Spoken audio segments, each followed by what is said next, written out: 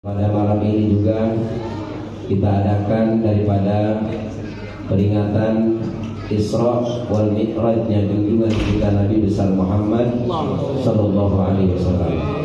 Salawat serta salam semoga terlimpah dan tercurah kepada junjungan kita Nabi kita yang mulia, yakni Nabi besar Muhammad sallallahu alaihi wasallam.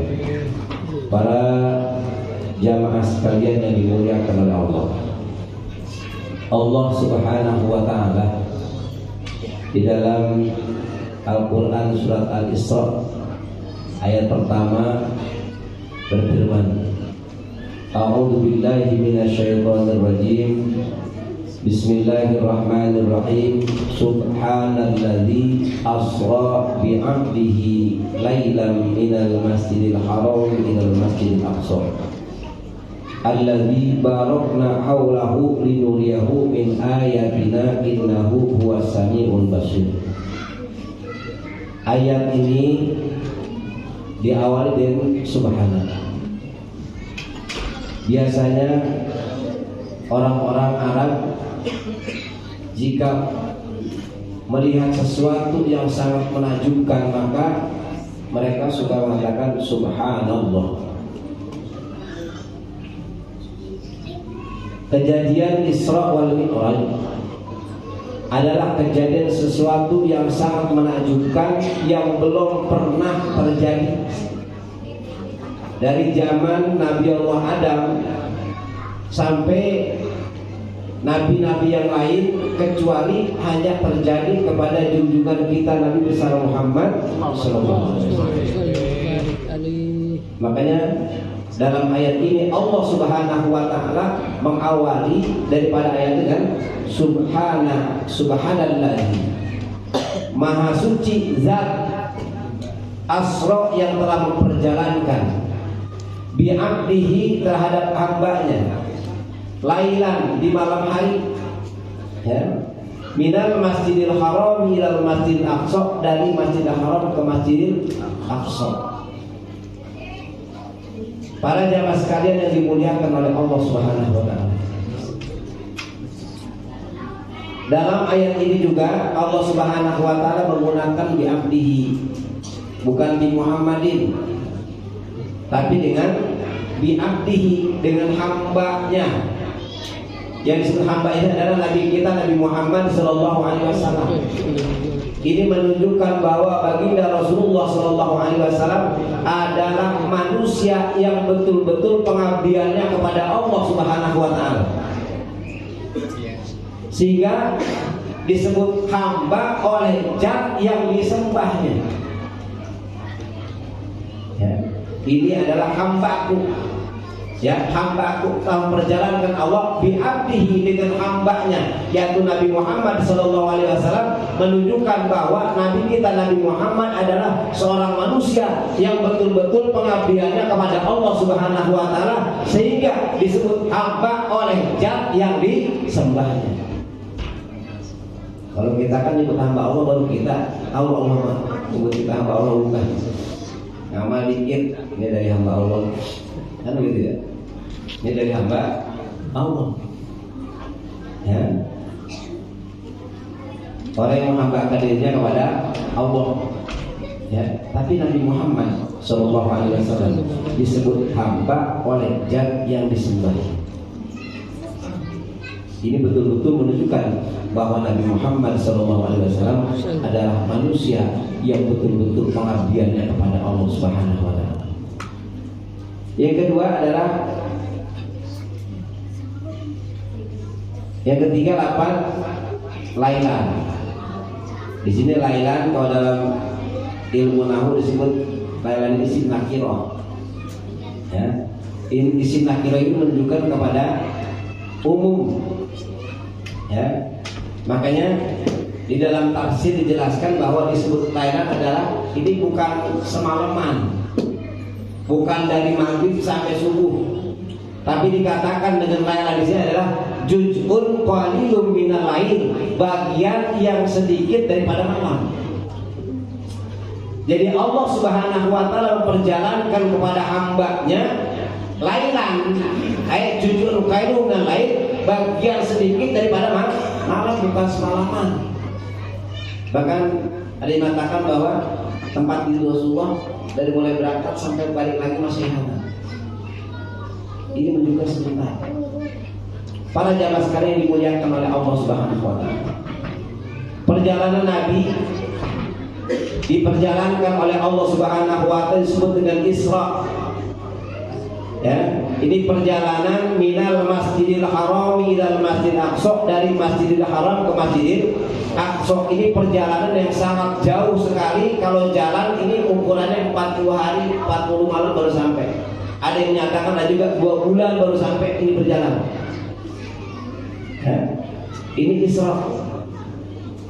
Ya, para jamaah sekalian dimuliakan oleh Allah Subhanahu wa taala, maka disebut dengan khawariqul adat. Kejadian di luar adat kebiasaan. Kejadian di luar adat kebiasaan. Coba kalau misalkan Bapak ya di sini ya ada semut berangkat dari sini ke Bogor cuma 2 jam. Ya, semut berangkat dari sini sampai dari sini balik lagi ada 2 jam atau 1 jam. Ya, kira-kira percaya apa enggak? Percaya apa enggak? Tapi kalau misalkan semut itu nemplok di badan ketua majelis taklim, ngetrek mana ke Bogor, ini ada di kantong itu semut, sampai kembali lagi cuma 1 jam, kira-kira percaya apa enggak? Percaya. Masuk akal nggak? Nah, Rasulullah SAW ini melakukan Isra dan juga melakukan Mi'raj. Ini bukan jalan sendiri, akan tapi Asra, asal saroya, asal itu jalan di malam hari. Asra di sini kata af'ala, diperjalankan, memperjalankan Allah. Jadi Rasul bukan jalan sendiri, akan tapi diperjalankan oleh Allah Subhanahu wa taala. Kira-kira masuk akal nggak? Masuk akal kan? Masuk akal. Makanya jangan disebut Isra itu nggak masuk akal. Kalau masuk akal salah tuh. Kalau nggak sesuai dengan adat silakan. Maka disebut juga khawariqul lil adat, bukan khawariqul lil akli. Ya. Khawariqul lil adat, keluar dari adat kebiasaan. Kalau secara adat nggak bakal mampu dan tidak akan pernah terjadi secara adat kebiasaan. Jalan dari Masjidil Haram ke Masjidil Aqsa itu cuma sedikit malam saja. Bahkan naik kemana? Mi'raj dari bumi ini para jamaah sekalian kemana? Ke langit pertama. Dari pertama, kedua, ketiga, keempat, kelima, keenam, ketujuh sampai ke Sidratul Muntaha. Ini bukan perjalanan sebentar, bukan perjalanan yang pendek, akan tapi perjalanan sangat jauh sekali. Antara langit pertama dengan langit kedua ini perjalanan 500 tahun baru sampai sebalik. Dari langit kedua juga sama, langit ketiga perjalanan 500 tahun baru sampai. Terus sampai ke Sidratul ini perjalanan bahkan sampai balik lagi ke sini. Bahkan ketebalan langit itu sendiri adalah perjalanan 500 tahun juga baru sampai. Makanya Rasulullah Isra Mi'raj bukan jalan sendiri, akan tapi diperjalankan oleh Allah Subhanahu wa taala. Maka secara akal, secara logika kita masuk akal karena Rasul bukan jalan sendiri, akan tapi diperjalankan oleh Allah Subhanahu wa taala dengan kudrat dan iradatnya Allah. Ini bersama dengan harus kita yakini masuk akal. Bukan nggak masuk akal, ada kadang-kadang ceramah ini tidak bisa diterima oleh akal manusia, justru akal. Kalau nggak diterima oleh adat bisa, tapi diterima dengan akal. Karena Rasul bukan jalan sendiri, akan tapi diperjalankan oleh Allah Subhanahu wa taala. Makanya Sayyidina Abu Bakar ketika ditanya, kau percaya? Lebih dari ini pun aku percaya apa yang dilakukan oleh Rasulullah. Saking yakinnya dan masuk akal. Kenapa? Karena dengan kudrat iradat Allah Subhanahu wa taala. Nah, ini para jemaah sekalian dimuliakan oleh Allah. Ya, jadi Rasul diperjalankan oleh Allah dengan kekuasaan Allah Subhanahu wa taala. Ya. Zaman dulu barangkali bingung. Kita mau ke Mekah harus 7 bulan. Ke Mekah 7 bulan. Tapi zaman sekarang nggak perlu 7 bulan, 9 jam sampai. 9 jam sampai sana. 40 hari bolak-balik di sana begini. Dulu 7 bulan baru sampai. perjalanan sangat lama sekali. Tapi zaman sekarang cepat. Ya, ini masuk akal, masuk logika kita. Kenapa? Karena kekuasaan Allah Subhanahu wa Ta'ala. Lebih dari itu pun harusnya kita percaya. Dan ini perjalanan Rasulullah, ya, kebanyakan ulama adalah melakukan dengan jasad dan ruhnya, bukan hanya ruhnya, tapi dengan jasad dan ruh. Asra bi abdihi lailan minal masjidil harami ilal masjidil aqsa. Kenapa bukan dari Masjidil Haram langsung ke langit? Bisa saja, mampu saja Allah, kuasa saja Allah. Jika Allah menghendaki, ini bisa Allah dari Masjidil Haram mana? Langsung ke langit pertama, langit kedua, langit ketiga, langit keempat, sampai langit ketujuh, bahkan sampai ke Sidratul Muntaha. Allah mampu. Ini para jamaah sekalian dimuliakan oleh Allah Subhanahu wa Ta'ala. Perjalanan ini pasti mengandung arti yang banyak, mengandung hikmah yang banyak. Kemana? Kenapa ke Masjidil Haram dulu? Dari Masjidil Haram ke Masjidil Aqsa dulu. Ternyata para jamaah sekalian dibuka di tafsir Munir karangan Syekh Nawawi, ya, ternyata satu, ya, di Masjid Aqsa itu adalah tempat yang diberkahkan oleh Allah Subhanahu wa Ta'ala, maka barakna haulahu, tempat yang berkah, banyak pepohonan, banyak sungai-sungai, bahkan banyak buah-buahan. Yang kedua, bahwa Masjid Aqsa adalah masjid di mana di sana kumpulnya para anbiya, dan Masjid Aqsa adalah tempat yang banyak berada para malaikat. Kemudian di Masjid Aqsa ini, pada kali di tempat itu nanti kita akan dikumpulkan di padang mahsyar. Jadi di antara padang mahsyar nanti kita dikumpulkan, nanti digiring mana? Digiring ke sana. Yang sekarang Palestina, ya, yang sedang dijajah dengan oleh Israel. Nanti tempat, ya, kumpulnya manusia di padang mahsyar adalah ke sana larinya. Kemana? Ke Masjidil Aqsa. Kemudian para jamaah sekalian, Masjidil Aqsa dengan pintu langit lurus. Kenapa selalu lurus? Karena antara pintu langit dengan Masjidil Aqsa ini lurus ke sana. Ya, dalam tafsir Munir juga dijelaskan bahwa dataran yang paling tinggi, yang paling dekat ke langit adalah di Masjidil Aqsa. Makanya saya suka ada apa tuh? Batu ngambang tuh, ya, kekuasaan Allah kan? Gak ada ininya. Ya, kalau biasa kalau dekat langit suka apa? Hilang daya gravitasi itu. Ini kekuasaan Allah. Jadi dataran yang paling jauh, yang paling dekat ke langit adalah di sana, di Masjidil Aqsa. Dan pintu langit ke sana adanya. Ya. Lempeng dengan Masjidil Aqsa. Ya, ini para jamaah sekalian dimuliakan oleh Allah Subhanahu wa Ta'ala. Makanya terjadinya Isra wal Mi'raj ini adalah kejadian yang sangat, ya, istimewa, kejadian yang sangat agung, kejadian yang belum pernah terjadi, yang dialami oleh para nabi-nabi sebelumnya.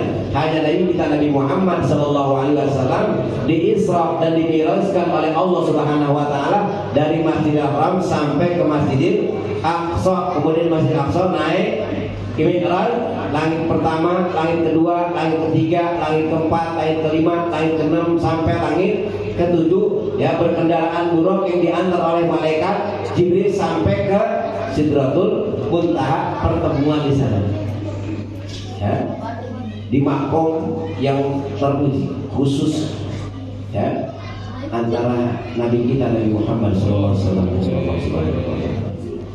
Ya, bahkan ini malaikat Jibril nggak bisa ikut bersama dengan Rasulullah.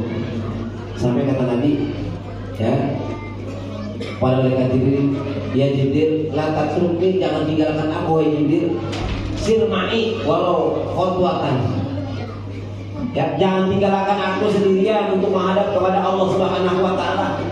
Berjalanlah kamu bersama aku walau khotwatan, walaupun satu langkah. Ada malaikat Jibril itu juga gak kuat kalau dia sekali ikut dengan Rasulullah SAW. Ya, itu. Ya, namun malaikat Jibril, ya, berpesan kepada Rasulullah ketika sampai di makom itu, ya, ucapkan apa? at-tahiyyatul mubarakatus sholawatut thayyibatu. Ya, terus dijawab ya, assalamualaikum ayyuhan nabiyyu warahmatullahi wabarakatuh. Kemudian Nabi pun ya membawa di dalam pertemuan itu ya para jamaah sekalian ya kepada orang-orang yang sholih, assalamualaikum wa ala ibadillahis sholihin. Baru para malaikat seluruhnya mengucapkan asyhadu an la ilaha illallah wa asyhadu anna muhammadan rasulullah.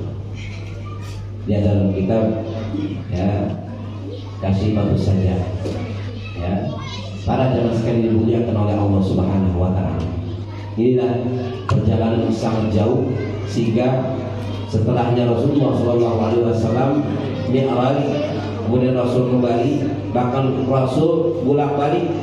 Kata Nabi faradallahu ummati khamsina salatan ya, telah mewajibkan, telah memardukan Allah Subhanahu wa taala kepada umatku khamsina salatan, 50 waktu salat.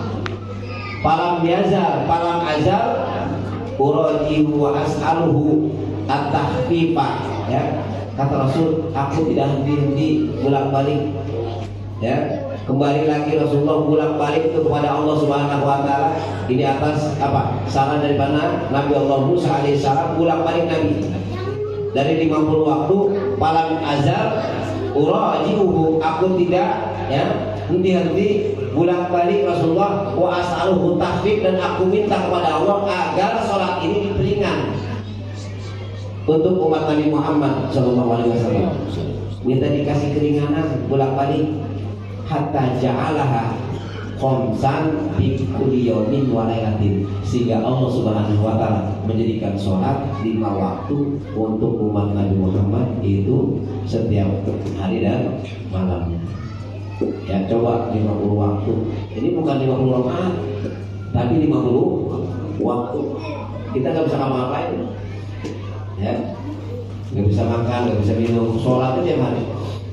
Ya, nggak bisa kerja, nggak bisa istirahat, sholat terus. Ini 50 waktu yang diwajibkan oleh Allah Subhanahu wa taala. Nah, kalau seperti itu para jamaah sekalian, inti ya hikmah Allah Subhanahu wa taala mengisrakan dan memi'rajkan kepada junjungan kita Nabi Muhammad SAW dari Masjidil Haram ke Masjidil Aqsa, dari Masjidil Aqsa langsung mi'raj ke langit sampai ke Sidratul Muntaha, yang oleh-olehnya tidak ada kecuali adalah melaksanakan sholat 5 waktu. Ya, ini adalah perintah yang langsung dari Allah Subhanahu wa taala tanpa melalui perantaraan malaikat Jibril. Kalau perintah yang lain ini melalui wahyu, ya, melalui wahyu perantara daripada malaikat Jibril. Tapi sholat ini enggak langsung dari Allah Subhanahu wa taala kepada Nabi kita Nabi Muhammad SAW, tidak melalui perantara. Menandakan bahwa sholat adalah sesuatu yang sangat penting, ibadah yang sangat penting. Bahkan farduha afdalul faraid wa nafluha afdalun nawafil. Kepaduan sholat lebih afdal daripada kepaduan yang lain, dan sunnah sholat afdalun nawafil, lebih afdal daripada sunnah-sunnah yang lain. Ya, makanya sholat itu adalah paling afdalnya ibadah. Kemudian puasa, baru zakat, kemudian haji. Yang paling afdal adalah sholat. Maka di dalam rukun Islam, setelah kita diwajibkan untuk bersyahadat, ya, bersaksi bahwa saya tidak ada Tuhan selain Allah, Nabi Muhammad adalah utusan Allah, kemudian kita diperintahkan untuk melaksanakan sholat. Maka sholat ini adalah salah satu perintah Allah yang tidak ada uzurnya kecuali 2. Uzurnya apa? Ujurnya lupa sama ketiduran. Gak ada ujur sholat gara-gara sakit. Ya, gak ada ujur sholat gara-gara sakit. Makanya para jamaah sekalian, kita berusaha ya untuk bisa melaksanakan sholat 5 waktu kita ini, karena ini jaminan dari Allah Subhanahu wa taala. Ya, sholat ya, as-sholatu imaduddin kata Nabi. Ya, paman aqomaha faqad aqomadin, wa man tarokaha faqad hadamadin. Sholat itu adalah tiang agama. Barang siapa yang mendirikan sholat, maka dialah yang telah mendirikan agama. Barang siapa yang meninggalkan sholat, maka dialah yang telah menuntukkan daripada agama. Di banyak ayat-ayat Allah Subhanahu wa taala yang memerintahkan kita untuk melaksanakan ibadah sholat. Bahkan dalam Al-Quran surat Al-Mu'minun dikatakan, ya ayyuhalladzina amanu la tulhikum amwalukum wa auladukum an dzikrillah wa may yaf'al dzalika fa ulaika humul khasirun. Wahai orang-orang yang beriman, la tulhikum amwalukum wa auladukum an dzikrillah, janganlah melalaikan kepada kalian harta kalian, anak-anak kalian, an dzikrillah, daripada mengingat Allah. Yang dimaksud dengan dzikrillah, ulama-ulama ahli tafsir menyatakan bahwa dzikrillah di sini adalah as-shalawatul khamsu, salat 5 waktu. Makanya para jamaah sekalian, jangan sampai ada kesibukan yang lain yang dapat melalaikan daripada ibadah sholat kita. Ya. Bahkan hartamu, anak-anakmu, jangan sampai kamu lalai daripada melaksanakan sholat ini. Wa mayyat adzalika faulaika humul khasirun. Barang siapa yang melakukan yang demikian itu, maka mereka adalah termasuk golongan orang-orang yang merugi. Bahkan dalam hadis Rasulullah SAW bahwa orang yang meninggalkan sholat, gara-gara kedudukannya menjadi raja, menjadi presiden, maka nanti akan dikumpulkan dengan siapa? Fir'aun. Orang yang gara-gara hartanya meninggalkan sholat, maka dia akan dikumpulkan dengan Qarun. Dan orang gara-gara jadi perdana menteri, sehingga meninggalkan sholat, maka nanti dia akan dikumpulkan dengan siapa? Haman, perdana menterinya Qarun. Dan barang siapa yang gara-gara perdagangannya sampai meninggalkan sholat, maka nanti dia akan dikumpulkan kepada Ubay bin Khalaf. Kenapa? Karena Qarun dia ingkar kepada Allah gara-gara hartanya. Fir'aun dia ingkar kepada Allah Subhanahu wa taala di gara-gara kedudukannya. Haman dia ingkar kepada Allah gara-gara jadi perdana menterinya daripada Fir'aun. Bahkan Ubay bin Khalaf dia ingkar kepada Allah Subhanahu wa taala ini gara-gara perdagangannya. Para jamaah sekalian dimuliakan oleh Allah Subhanahu wa taala, mudah-mudahan ada manfaatnya, khususnya buat pribadi saya dan umumnya buat para jamaah sekalian. Kurang lebihnya mohon pintu maaf yang seluas-luasnya. Hadanallahu wa iyyakum ajmain. Wabillahi taufiq wal hidayah. Wassalamualaikum warahmatullahi wabarakatuh.